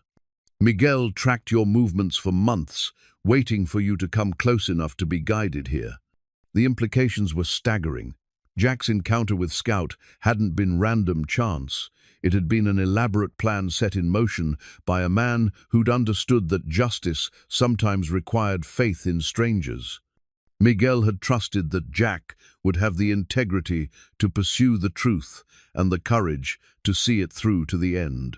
There's more, Hayes continued, reading from Miguel's final report. The corruption extends all the way to Santa Fe. Territorial officials have been taking payments from Eastern mining interests for years, selling land rights that legally belong to Hispanic families and individual prospectors. Miguel's mine was just one example. There are dozens of similar cases across New Mexico territory. Scout barked once and ran toward another location, this time leading them to a carefully camouflaged entrance to the underground tunnel system. Inside, Hayes's amazement grew as he examined the evidence Miguel had accumulated over months of investigation. This is enough to bring down half the territorial government, the sergeant said, studying the documented cases of fraud and bribery. Miguel was building a case that would have exposed corruption from the local level all the way to Washington. But Hayes's expression grew troubled as he continued reading. Jack, there's something else here that changes everything. According to these documents, Miguel discovered that the conspiracy wasn't just about stealing his mine, it was about preventing statehood for New Mexico territory. Jack looked up from Elena's journal. What do you mean? The mining companies and their political allies have been deliberately destabilizing the territorial government, creating conditions that would delay statehood indefinitely. As long as New Mexico remains a territory, federal oversight is limited and corruption is easier to hide. But once we become a state, with our own elected officials and direct representation in Congress, their schemes become much harder to maintain. Hayes pulled out a map showing mining claims across the territory. Look at this pattern. They've been systematically driving Hispanic families off their ancestral lands, using violence and legal manipulation to concentrate mineral rights in the hands of Eastern investors. Miguel's case was just one of hundreds. And Sheriff Bradley? Bradley was a small player, hired muscle to handle local problems. The real power behind this operation is someone much higher up the chain. Hayes found another document and read from it carefully. According to Miguel's investigation, the territorial secretary himself has been coordinating the land grabs, using his position to alter official records and legitimize fraudulent claims. Jack felt the weight of responsibility settling on his shoulders like a heavy cloak. This wasn't just about justice for the Vasquez family anymore. It was about the future of an entire territory and the rights of thousands of families who were being systematically robbed of their heritage. Miguel left one more thing, Hayes said, producing a sealed letter addressed to Jack personally. He wrote this just before his final trip to Dusty Creek. Jack opened the letter with trembling hands. Sergeant Morrison, if you are reading this, then God has answered my prayers and sent someone to continue the fight for justice. I know from Colonel Patterson's reports that you are a man who understands duty and honor, even when the cost is high. My family and I may not survive the forces arrayed against us, but the evidence we have gathered must reach honest authorities. The people of this territory deserve better than to be ruled by thieves and murderers who hide behind badges and political appointments. I have watched you from a distance as you traveled through our land. You are searching for something, though you may not know what. Perhaps it is purpose, or peace, or simply a place to belong. I believe you will find all three in the fight for justice. The wolf cub that led you to our home was more than a pet to my family. He was a symbol of the wild, honest spirit that this territory represents. He will guide you as he guided us, and his loyalty will remind you that some things are worth any sacrifice. Do not let fear or doubt turn you from this path. The evidence we have gathered will expose the conspiracy, but only if it reaches the right people. Trust Sergeant Hayes when he comes. He represents the honest men who still serve in our government. Give my Elena's locket to my sister in Las Cruces, if you can. Tell her we died fighting for the land we loved, and that Carlos was brave until the end. Vaya con Dios, hermano. The future of our territory rests in your hands. Miguel Vasquez. Jack finished reading and looked down at Scout, who sat quietly beside Elena's grave. The animal's presence suddenly made perfect sense. He wasn't just a survivor of the Vasquez family's tragedy, but a deliberate choice made by people who understood the symbolic power of loyalty and courage. Miguel planned everything, Jack said wonderingly. Even my emotional attachment to Scout was part of his strategy. He knew that caring for the family's pet would make their deaths personal for me. Miguel was a soldier, Hayes replied. He understood that the best plans account for human nature as well as tactics. He needed someone who would fight not just for justice in the abstract, but for people he'd learned to care about. Hayes gathered the most important documents and prepared to leave. I need to get this evidence to Colonel Patterson immediately. But Jack, you should know, once this information reaches Santa Fe, you'll be marked for death by every corrupt official in the territory.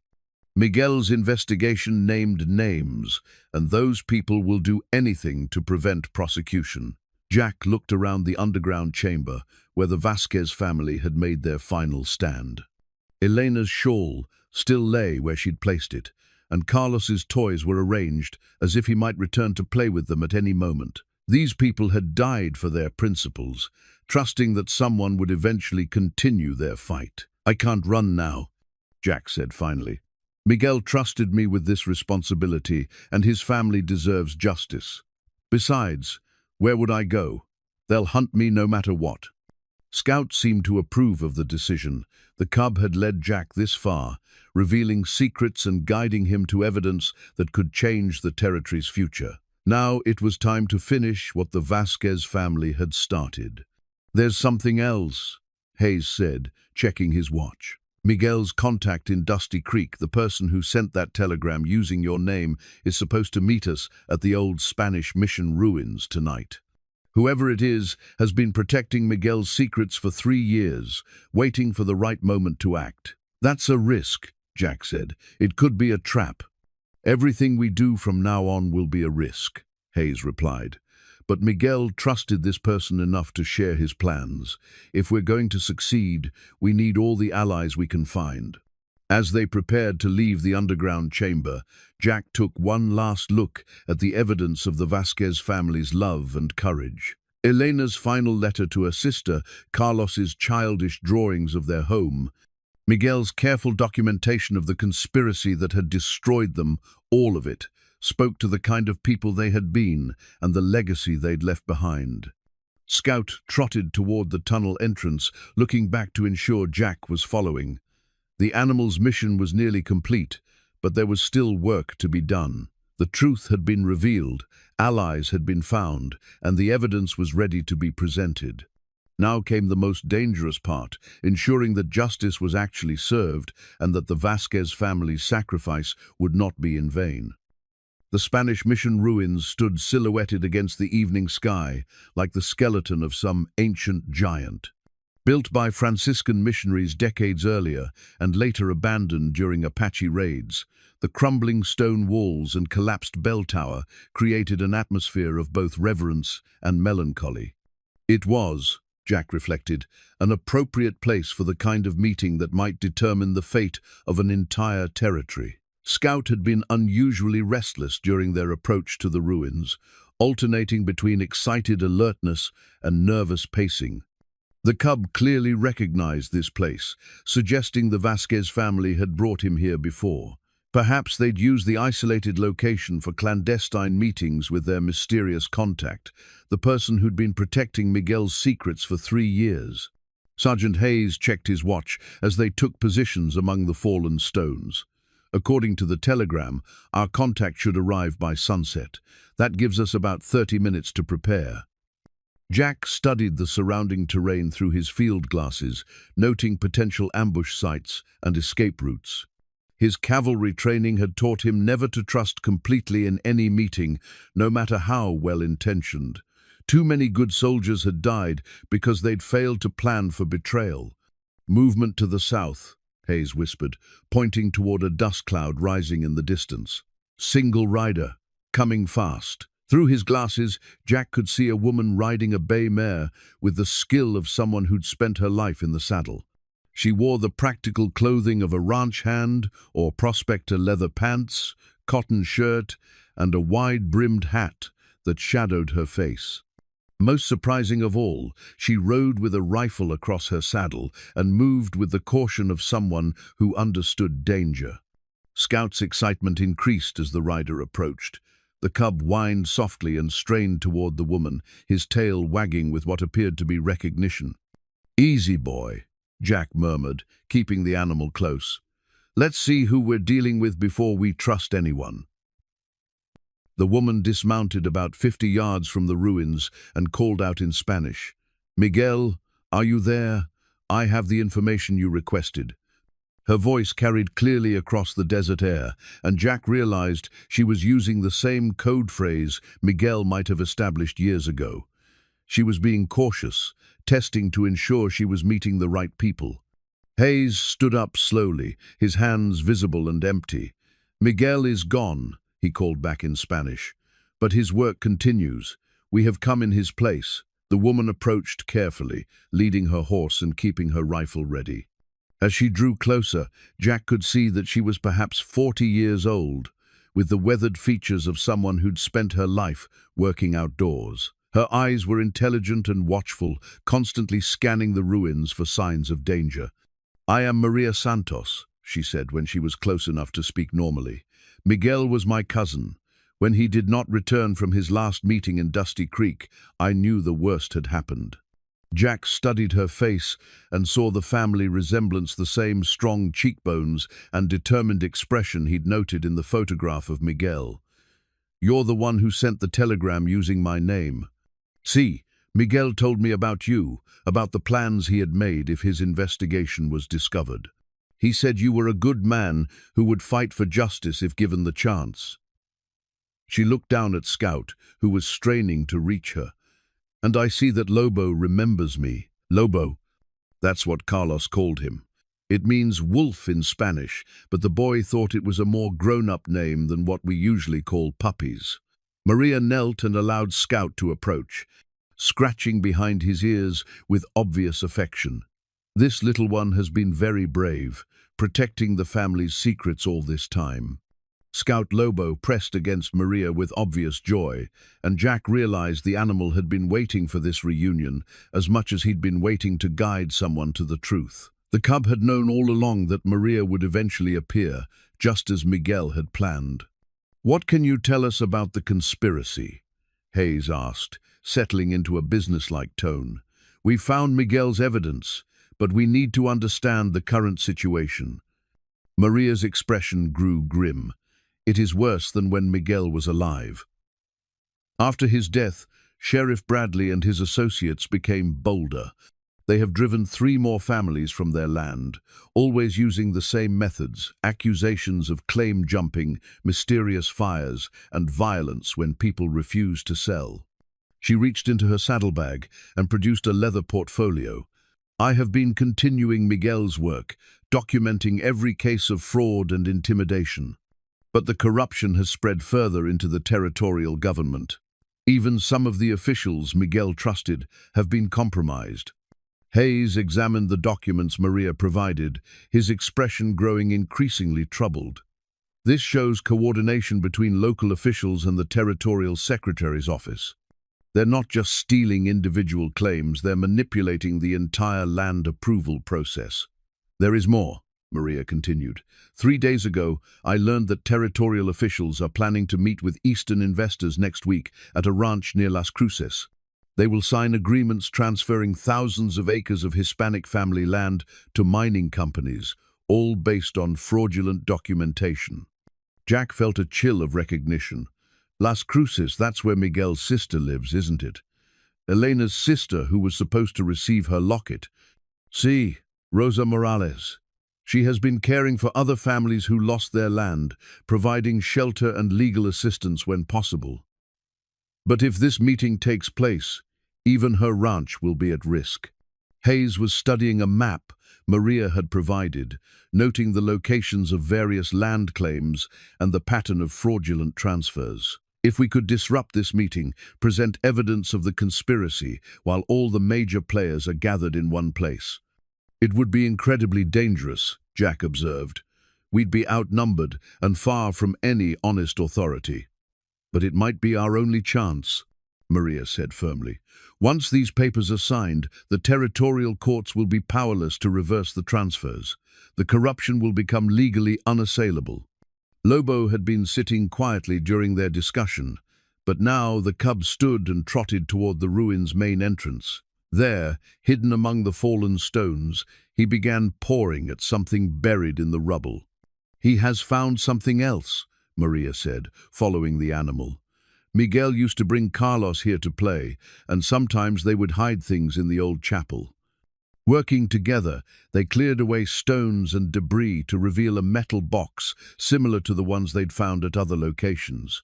Inside was Miguel's final contingency plan, detailed maps of the ranch where the meeting would take place, sketches of the building layouts, and even guard schedules obtained through careful surveillance. Miguel was planning to disrupt the meeting himself, Jack realized, studying the attack plans. He'd already worked out how to get inside and gather evidence of the negotiations. But there was more in the box, a letter addressed to Maria, explaining Miguel's final strategy and the role he'd intended for her to play.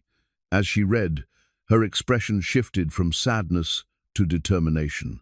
"He wanted me to guide you to this place," she said finally. "Not just to give you information, but to ask for your help in completing his mission. The meeting is in 4 days, and Miguel believed that with military support, we could expose the entire conspiracy in a way that would be impossible to cover up." Hayes was studying Miguel's attack plans with professional interest. "This is sophisticated work. Your cousin understood tactics and timing. With the right coordination, we could indeed capture evidence that would bring down the entire network." "But the risks are enormous," Jack said. "We'd be committing ourselves to a course of action that could easily result in our deaths. And if we fail, the evidence we've already gathered might never reach honest authorities." Maria looked at him steadily. Miguel knew the risks when he began this investigation. Elena and Carlos knew the risks when they stayed to support him. Sometimes the right choice is also the most dangerous choice. Lobo returned to Jack's side and sat looking up at him with those intelligent golden eyes. The animal's presence reminded Jack of everything the Vasquez family had sacrificed and everything they'd trusted him to accomplish. They died believing that justice would eventually prevail, that their evidence would reach people who cared more about truth than profit. "If we do this," Jack said finally, "we do it right.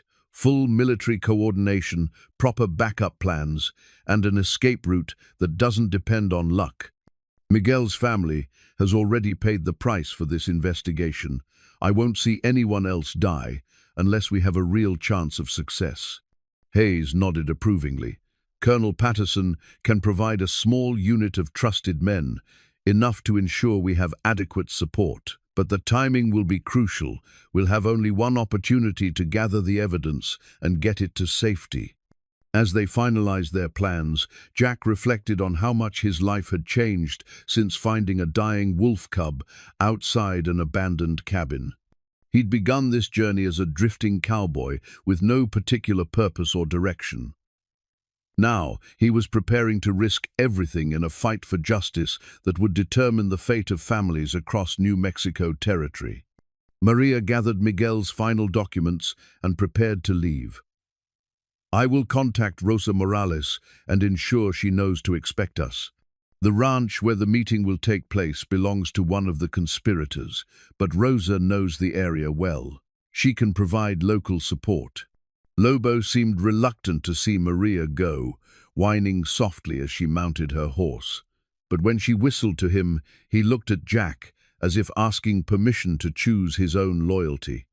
You go with Maria if you want to, Jack said gently. You've done more than enough to honor your family's memory.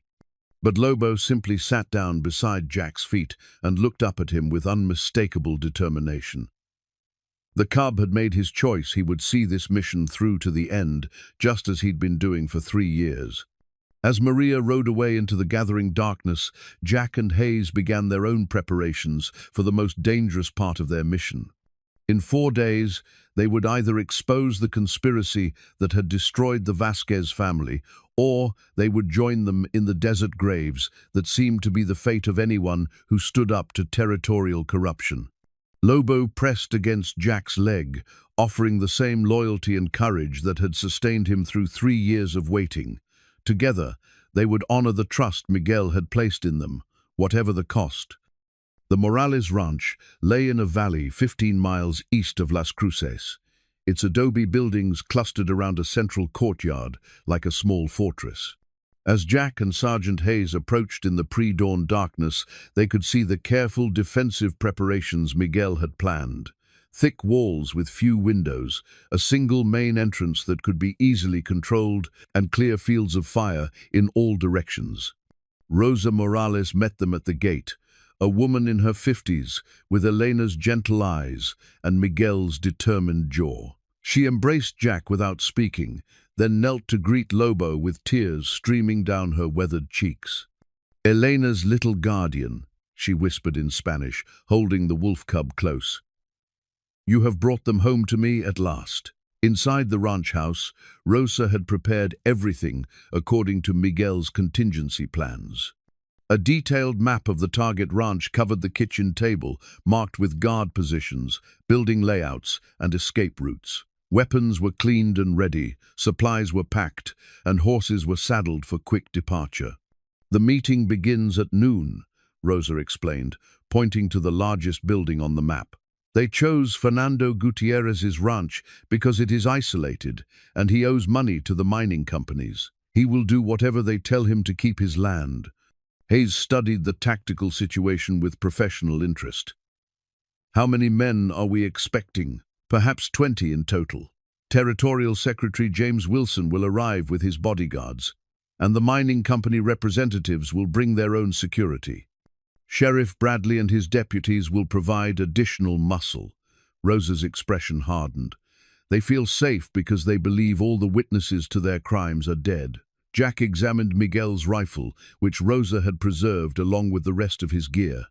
The weapon was well maintained and familiar in his hands, the same model he'd carried during cavalry campaigns, accurate at long range and reliable under stress. "Miguel planned to position himself here," Rosa said, indicating a ridge overlooking the target ranch. From that spot, he could observe the meeting and photograph the participants without being detected. But he also prepared for the possibility that force might be necessary.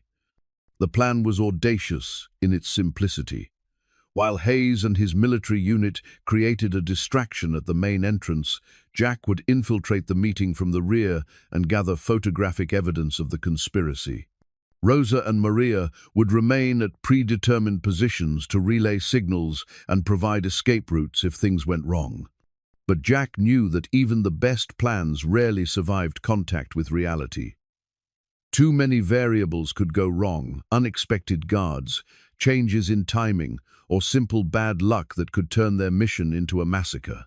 "There's something else," Rosa said, producing a small package wrapped in black cloth. "Miguel left specific instructions that you should carry this during the final confrontation." Inside the package was Elena's silver locket, the one Jack had found in Miguel's hiding place. Rosa had polished it until it gleamed, and inside the small photograph of Elena, holding baby Carlos, seemed to shine with its own light. "She was wearing this the day they were murdered," Rosa explained. Miguel managed to remove it before the end. He said that whoever completed his mission should carry Elena's blessing with them. Jack fastened the locket around his neck, feeling the weight of its significance. This small piece of jewelry represented everything the Vasquez family had fought for: their love for each other, their commitment to justice, and their faith that truth would eventually prevail. Lobo seemed to sense the importance of the moment. The cub sat at attention beside Jack, as if taking part in a ceremonial transfer of responsibility. For 3 years, he had guarded the family's secrets alone. Now he had human allies who understood the mission and were prepared to see it through. As the sun rose, Hayes's military unit arrived: 6 soldiers, hand-picked by Colonel Patterson for their reliability and skill. They wore civilian clothes to avoid drawing attention, but their bearing and weapons marked them as professional fighting men. "Gentlemen," Hayes addressed the group, "we're about to attempt something that could change the future of this territory. The evidence we gather today will either expose a conspiracy that reaches the highest levels of government, or we'll die trying to obtain it. Either way, history will remember what happens here."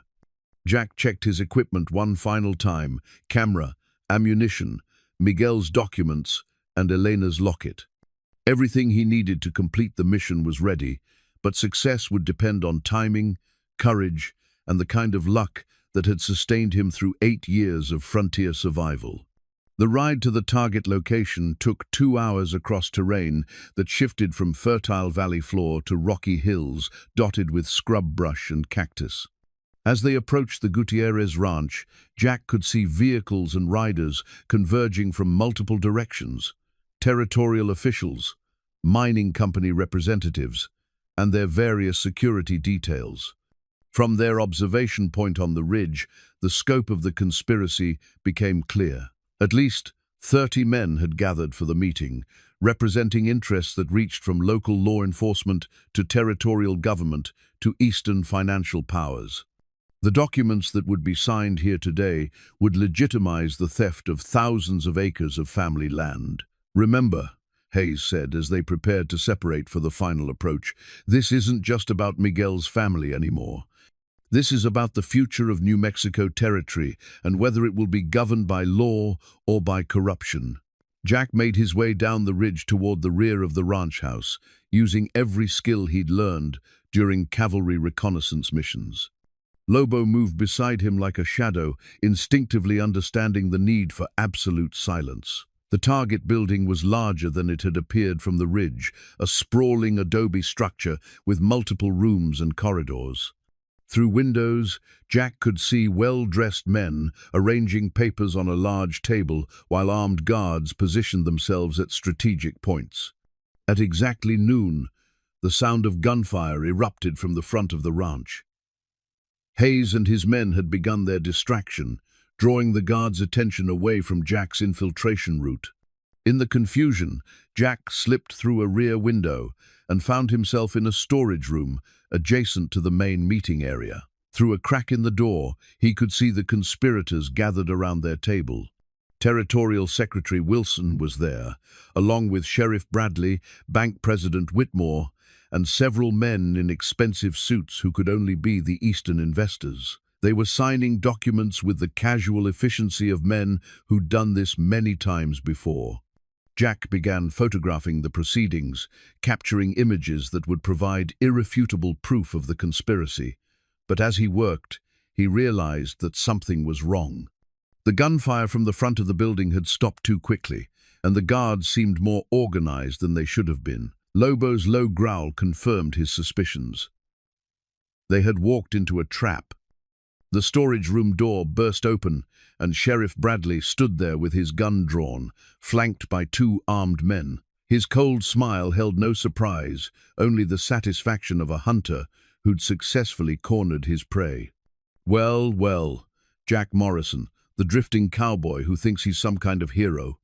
Bradley stepped into the room, his weapon trained on Jack's chest. "Did you really think we didn't know you were coming?" Jack kept his hands visible but ready, calculating distances and angles. Lobo crouched beside him, a low growl rumbling in his throat. You've been expecting us. For days. You see, your friend, Sergeant Hayes, isn't quite as reliable as you thought. Amazing what a man will do when his family's safety is threatened. Bradley's smile widened. Colonel Patterson's wife and daughter are enjoying our hospitality in Santa Fe. The good sergeant had to choose between their lives and your mission. The betrayal hit Jack like a physical blow, but he forced himself to stay calm. Hayes had been compromised, probably from the moment he'd contacted Colonel Patterson. The entire operation had been turned against them from the beginning. Where is Hayes now? Dead, along with his men. They served their purpose by confirming your plan and leading you here. Bradley gestured toward the main room, where Jack could hear voices discussing the successful trap. The Territorial Secretary was particularly pleased to learn that Miguel's evidence still existed. We'll be recovering all of it today. Through the doorway, Jack could see the conspiracy's true scope. Not just territorial officials and mining companies, but federal representatives who'd traveled from Washington specifically to coordinate the land grab. Maps covered the walls, showing planned railroad routes, mining claims, and development projects that would transform New Mexico territory into a corporate colony. You killed a good family for this, Jack said, his voice steady despite the rage building inside him. We eliminated obstacles to progress. Wilson's voice came from the main room. The Territorial Secretary appeared in the doorway, a thin man with calculating eyes and the soft hands of someone who'd never done honest work. Miguel Vasquez and his family were standing in the way of legitimate development. Their deaths were regrettable but necessary. Jack's hand moved toward his gun, but Bradley's weapon was already trained on him. I wouldn't advise that, Morrison. We have plans for you that require you to be alive, at least temporarily. What kind of plans? Wilson stepped fully into the room, his expression coldly professional. You're going to help us recover all of Miguel's hidden evidence. Every document, every photograph, every piece of proof he gathered during his investigation. And then you're going to disappear permanently, just like the Vasquez family. What makes you think I'll cooperate? Because if you don't, we'll start with your four-legged friend there, then move on to Rosa Morales and her family. Wilson's tone was matter-of-fact, as if discussing the weather. We know where everyone is, Morrison. One word from me, and they all die slowly. Lobo sensed the threat and bared his teeth, but Jack placed a restraining hand on the animal's head. The cub had survived 3 years by being smart and patient. Now was not the time for futile heroics. All right, Jack said finally. I'll take you to Miguel's hiding places, but I want your word that the others will be left alone. You're hardly in a position to negotiate terms, Wilson replied, but I can promise that their deaths will be quick if you cooperate fully. They were moved into the main room, where Jack could see the full extent of the conspiracy's organization. Maps showed planned development across the entire Southwest, with railroad routes connecting mining sites to manufacturing centers back east. This wasn't just about stealing land, it was about transforming the entire region into an industrial empire controlled by a handful of powerful men. But as Jack studied the room, he noticed something that gave him hope. The documents on the table included many of Miguel's original reports, suggesting that not all of his evidence had been recovered. More importantly, some of the papers showed signs of hasty photography. Someone else had been documenting the conspiracy. The sound of horses approaching from outside interrupted his observations. Through the windows, Jack could see a large group of riders surrounding the ranch house. But these weren't more conspirators, they were Hispanic men and women, armed with rifles and grim determination. What is this? Wilson demanded, moving to the window. Sheriff Bradley's face had gone pale. It looks like half the territory has come calling. Rosa Morales sat her horse at the head of the group, carrying a white flag of truce in one hand and a rifle in the other. Beside her rode Maria Santos and dozens of other people, families who'd lost their land, veterans who'd served with Miguel, and citizens who'd finally decided to stand up against corruption. Mr. Wilson, Rosa called out in a voice that carried clearly across the courtyard. We've come to discuss your development plans. I think you'll find our terms quite reasonable." Wilson cursed under his breath and turned to Bradley. "How many men do we have here?" "Maybe 20, counting the guards outside. But they've got us outnumbered 3-1, and they know this country better than we do." One of the Eastern investors, a nervous man in an expensive suit, moved toward the door. "This wasn't part of our agreement. We were told this would be a simple business transaction." "Sit down," Wilson snapped. "No one leaves until we resolve this situation." But Jack realized that Rosa and her allies weren't there to start a fight. They were there to bear witness. As he watched through the window, he could see people with cameras and writing materials, documenting everything they observed. Whatever happened here today would be recorded and reported across the territory. Lobo had been unusually quiet during the confrontation, but now the cub trotted toward one of the side windows and began pawing at something on the floor. When Jack looked closer, he saw that Lobo had found a loose floorboard and beneath it the gleam of metal. Miguel's backup plan had one more surprise. While the conspirators argued about how to handle the crowd outside, Jack carefully worked the floorboard loose and discovered a cache of weapons Miguel had hidden in preparation for exactly this situation. Not just guns, but explosive charges designed to destroy the building if negotiations failed. The implications were clear. Miguel had never intended to simply gather evidence and leave. He'd been prepared to eliminate the conspiracy's leadership, even if it cost him his own life. The charges were positioned to bring down the entire structure, ensuring that if the truth couldn't be exposed through legal means, justice would be served through more direct action. Jack palmed one of the smaller charges and checked its timer mechanism. Simple but effective, the kind of device cavalry engineers had used to destroy Confederate supply depots during the war. Miguel had learned his lessons well during his military service. Outside, Rosa was speaking again, her voice amplified by the acoustics of the courtyard. "We know what you've done to our families, and we know what you're planning to do to our territory. But today, the people of New Mexico have decided to take back what's rightfully ours." Wilson moved away from the window, his confidence clearly shaken. "Bradley, get some men positioned to break up that crowd. Use whatever force is necessary." But when Bradley looked outside, he could see that his guards were outnumbered and outgunned. The people surrounding the ranch house weren't just protesters, they were fighters who'd come prepared for a war. "Maybe it's time to consider negotiating," one of the investors suggested nervously. "We don't negotiate with terrorists," Wilson replied coldly. "Signal the backup units. It's time to end this once and for all." Jack realized that Wilson was prepared to massacre everyone outside rather than allow the conspiracy to be exposed. But Lobo had found one more surprise in Miguel's cache, a cavalry bugle, the same instrument used to coordinate attacks during the war. If Jack could get to that bugle and signal Rosa's forces, they might be able to coordinate their assault before Wilson could call in reinforcements. The fight for New Mexico Territory's future was about to begin, and the outcome would determine whether justice or corruption would shape the region's destiny. Elena's locket seemed to grow warm against his chest as Jack prepared to honor the trust Miguel had placed in him. The moment of truth had finally arrived. The cavalry bugle's clear notes rang across the desert morning, calling the people of New Mexico Territory to their final stand against corruption. Jack had managed to reach Miguel's cache and sound the signal, and Rosa's forces responded with the precision of a well-trained army. What followed was swift and decisive.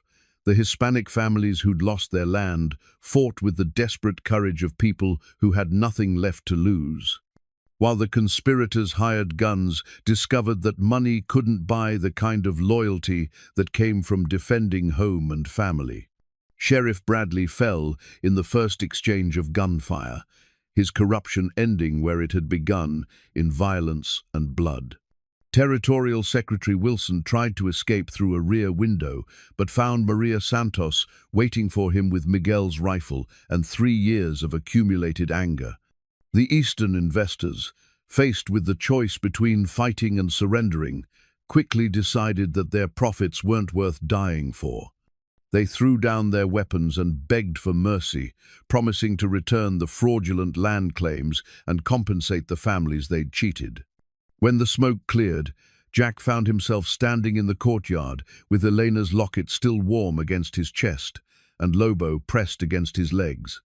Rosa Morales approached with tears in her eyes, carrying the documents that would restore justice to New Mexico territory. "Miguel would be proud," she said simply. "You kept faith with his family." In the weeks that followed, the evidence Miguel had gathered brought down the entire conspiracy. Federal investigators arrived from Washington to clean house in the territorial government, and the fraudulent land transfers were reversed. Families who'd been driven from their homes for generations found themselves with legal title to their ancestral property once again. Jack used his share of Miguel's mining claim to purchase a small ranch near the Vasquez homestead, where he built a simple house overlooking the desert he'd learned to love. Lobo grew into a magnificent wolf who remained fiercely loyal to the man who'd honored his family's memory. The cavalry bugle's clear notes rang across the desert morning, calling the people of New Mexico territory to their final stand against corruption. Jack had managed to reach Miguel's cache and sound the signal, and Rosa's forces responded with the precision of a well-trained army. What followed was swift and decisive. The Hispanic families who'd lost their land fought with the desperate courage of people who had nothing left to lose, while the conspirators hired guns discovered that money couldn't buy the kind of loyalty that came from defending home and family. Sheriff Bradley fell in the first exchange of gunfire, his corruption ending where it had begun in violence and blood. Territorial Secretary Wilson tried to escape through a rear window, but found Maria Santos waiting for him with Miguel's rifle and 3 years of accumulated anger. The Eastern investors, faced with the choice between fighting and surrendering, quickly decided that their profits weren't worth dying for. They threw down their weapons and begged for mercy, promising to return the fraudulent land claims and compensate the families they'd cheated. When the smoke cleared, Jack found himself standing in the courtyard with Elena's locket still warm against his chest and Lobo pressed against his legs. Rosa Morales approached with tears in her eyes, carrying the documents that would restore justice to New Mexico territory. "Miguel would be proud," she said simply. "You kept faith with his family." In the weeks that followed, the evidence Miguel had gathered brought down the entire conspiracy. Federal investigators arrived from Washington to clean house in the territorial government, and the fraudulent land transfers were reversed. Families who'd been driven from their homes for generations found themselves with legal title to their ancestral property once again. Jack used his share of Miguel's mining claim to purchase a small ranch near the Vasquez homestead, where he built a simple house overlooking the desert he'd learned to love. Lobo grew into a magnificent wolf who remained fiercely loyal to the man who'd honored his family's memory. On quiet evenings, Jack would sit on his porch and watch the sunset paint the mesas in shades of gold and crimson. Lobo would settle beside him, and together they would remember the family that had brought them together and the justice they had fought so hard to achieve. The old cavalry saddle still rested in Jack's barn, polished and cared for, but no longer needed for endless wandering. He'd found what he'd been searching for without knowing it: purpose, belonging, and the peace that came from doing what was right, regardless of the cost. Sometimes travelers would stop at his ranch and ask about the wolf that seemed so comfortable around humans. Jack would tell them about loyalty and courage, about the difference between right and wrong, and about how sometimes the smallest acts of kindness could change the course of history. He never mentioned the Vasquez family by name. Their story was too sacred for casual conversation. But Elena's locket remained around his neck as a reminder of the trust they had placed in him and the responsibility that came with being chosen to carry on their fight for justice. The desert had taught Jack Morrison that some things were worth any sacrifice, and that true wealth came not from what a man owned, but from what he was willing to defend. In saving a dying wolf cub outside an abandoned cabin, he had discovered his own capacity for love, loyalty, and the kind of courage that could transform an entire territory. And in the end, that transformation proved to be Miguel Vasquez's greatest victory, not just exposing corruption, but inspiring others to stand up for what was right, no matter how great the odds against them. The territory became a state, governed by law rather than greed, and the families who had suffered under corruption finally found the justice they deserved. Jack's story became legend in New Mexico, passed down through generations as a reminder that ordinary people could accomplish extraordinary things when they chose to do what was right. And always, in the telling, there was mention of the wolf who had guided a lost cowboy toward his destiny, proving that loyalty and love could triumph over even the darkest forces of human greed and corruption.